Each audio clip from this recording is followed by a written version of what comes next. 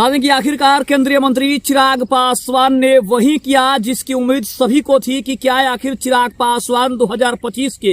विधानसभा चुनाव में मुख्यमंत्री के सबसे प्रबल दावेदार हो सकते हैं। आपको बता दें कि इस वक्त की सबसे बड़ी खबर आ रही है, चिराग पासवान ने नीतीश कुमार से सत्ता छीनने की और उन्हें साइडलाइन करने की पूरी तैयारी कर ली है और खुद अब बिहार का अगला मुख्यमंत्री बनने की सारी तैयारियों का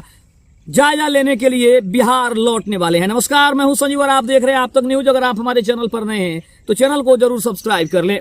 आपको बता दें, केंद्रीय मंत्री चिराग पासवान और बिहार के मुख्यमंत्री नीतीश कुमार को लेकर इस वक्त की एक बड़ी खबर सामने आ रही है। आपको बता दें, केंद्रीय मंत्री चिराग पासवान ने 2025 के विधानसभा चुनाव से पहले केंद्र की राजनीति को छोड़ने का बड़ा फैसला किया है और उन्होंने बिहार चुनाव में अपने आप को उतारने का एक बड़ा निर्णय ले लिया है।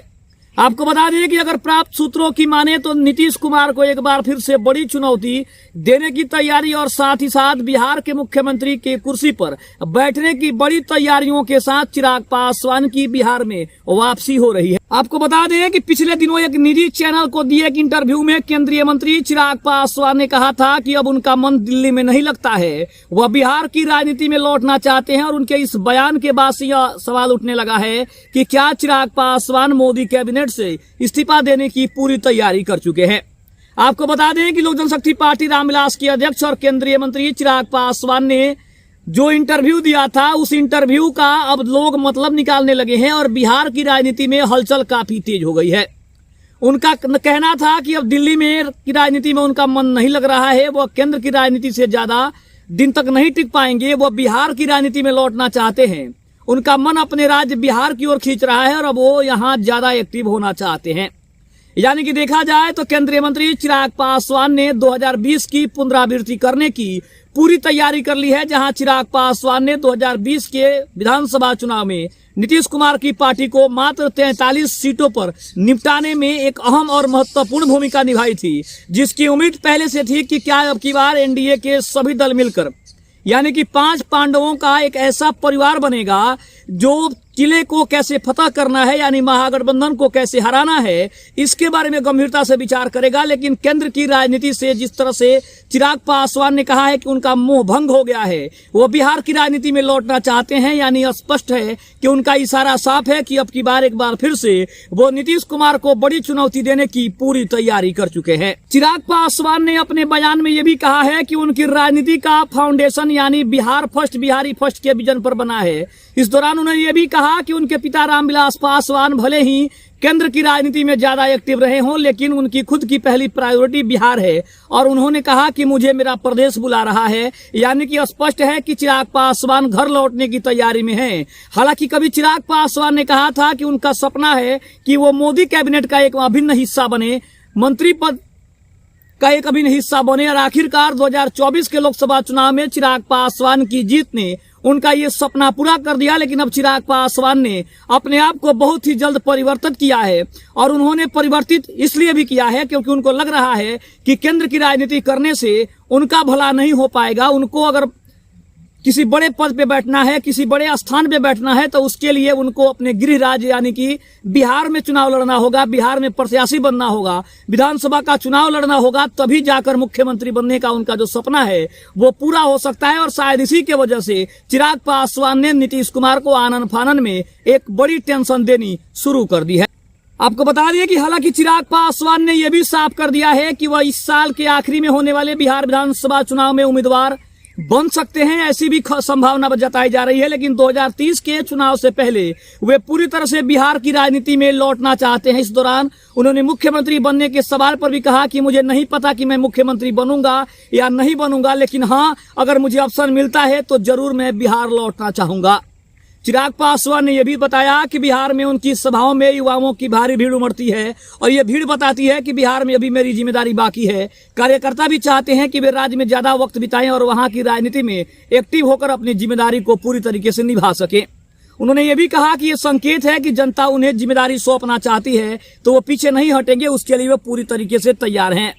इसके अलावा अगर बात करें तो बिहार के आने वाले विधानसभा चुनाव पर भी चिराग पासवान ने भरोसा जताया है। एनडीए गठबंधन इस बार भी मुख्यमंत्री नीतीश कुमार के नेतृत्व में चुनाव लड़ेगा। ये चिराग पासवान पहले कहते थे और बहुमत के साथ सरकार भी बनाएगी, ये बातें चिराग पासवान पहले कहते थे। लेकिन आज और कल की जो राजनीति है, कल से जो उनकी राजनीति शुरू हुई है, उसमें यह कहा जा रहा है कि चिराग पासवान को अब मुख्यमंत्री कुर्सी की भी बड़ी लालच हो गई है और यही कारण है कि उन्होंने केंद्र की राजनीति से बहुत ही जल्द रिटायरमेंट का ऐलान वो करने वाले हैं, ऐसी संभावना जताई जा रही है। और सूत्रों की माने तो चिराग पासवान बिहार विधानसभा चुनाव को लेकर जल्द घोषणा करने वाले हैं कि वो बिहार विधानसभा चुनाव में कौन सी जगह से चुनाव लड़ना चाहेंगे। वो मोदी कैबिनेट से भी इस्तीफा देने को तैयारी शायद कर रहे हैं। भले ही चिराग पासवान ने अपनी जुबान में अभी ऐसा कुछ नहीं कहा है, लेकिन साफ है कि भविष्य में वो बिहार की राजनीति में बड़ी भूमिका निभाने की तैयारी में हैं और साथ ही साथ बिहार विधानसभा का चुनाव भी लड़ने की तैयारी में चिराग पासवान पूरी तरीके से दिखाई दे रहे हैं। अगर इसके अलावा हम बात करें तो केंद्रीय मंत्री चिराग पासवान ने तेजस्वी यादव के उस बयान का भी खंडन किया है,